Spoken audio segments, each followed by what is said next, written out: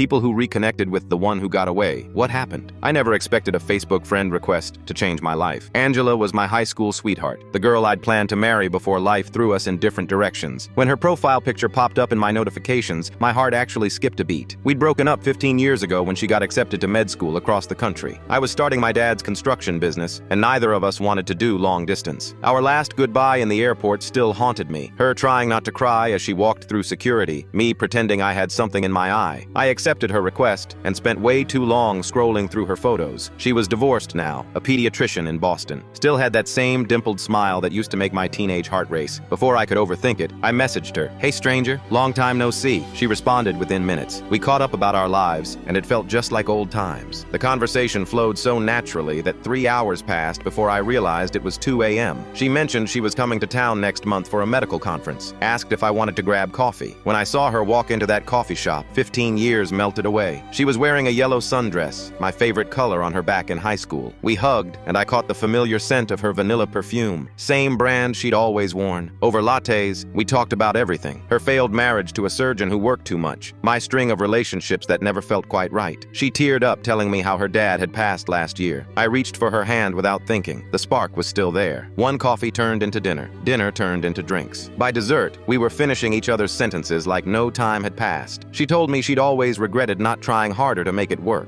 I admitted I'd measured every girlfriend against her. Then she dropped the bomb. She was considering taking a position at the children's hospital in our city. Asked what I thought about that. My heart started racing, but I played it cool. The weather's better here than Boston, I joked. 2 months later, she moved back. We started dating again, taking things slow, but it felt different this time. More real, more certain. We'd both grown up, figured out who we were. The timing was finally right. Yesterday, I proposed in the park where we had our first kiss at 16. Got down on one knee next to the same oak tree, now 15 years older like us. I'd barely gotten the ring box open when she tackled me with a hug, crying yes over and over. This morning, she was making coffee in my kitchen, wearing one of my old t-shirts. She caught me staring and smiled that dimpled smile. "What?" she asked. I just shook my head. "Nothing. Just can't believe you're really here." She walked over and kissed me. "I'm not going anywhere this time," she whispered. And you know what? I actually believed her. I was putting away dishes later when I found an old photo tucked in the back of a drawer. Us at senior prom, her in that sparkly blue dress, me in a rental tux that was too big. We looked so young, so full of hope.